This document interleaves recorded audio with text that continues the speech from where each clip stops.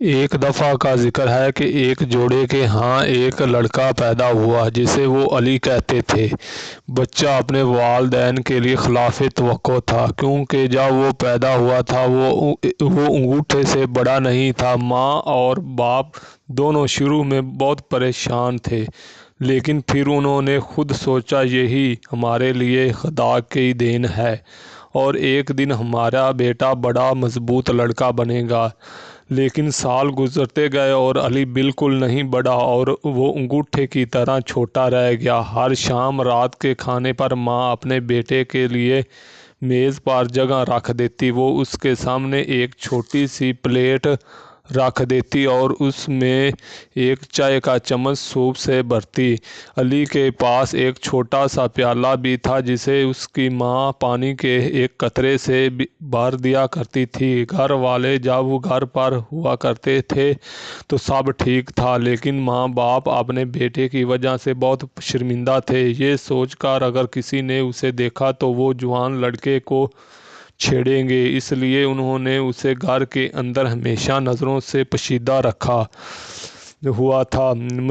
مزید کئی سال گزر گئے، بالآخر علی نے اپنی 20ویں سالگرہ منائی۔ وہ ابھی انگوٹھے کی طرح چھوٹا تھا، لیکن اس کی آواز بہت گہری اور بہت بلند ہو چکی تھی۔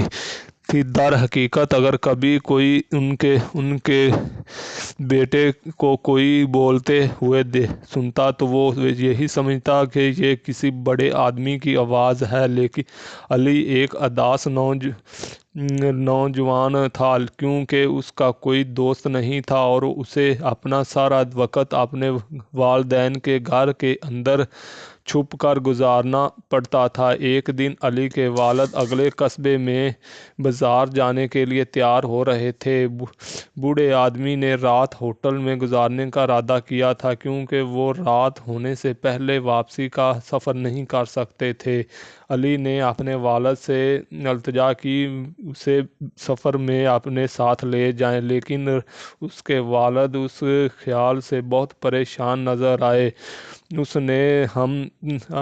نے کہا، ہم نے آپ کو آج تک کبھی باہر نہیں نکالا اور مجھے یقین نہیں ہے کہ میں اب ایسا کر سکتا ہوں۔ میں آپ کی حفاظت کیسے کر سکتا ہوں اور آپ کو دوسرے لوگوں سے کیسے چھپا سکتا ہوں؟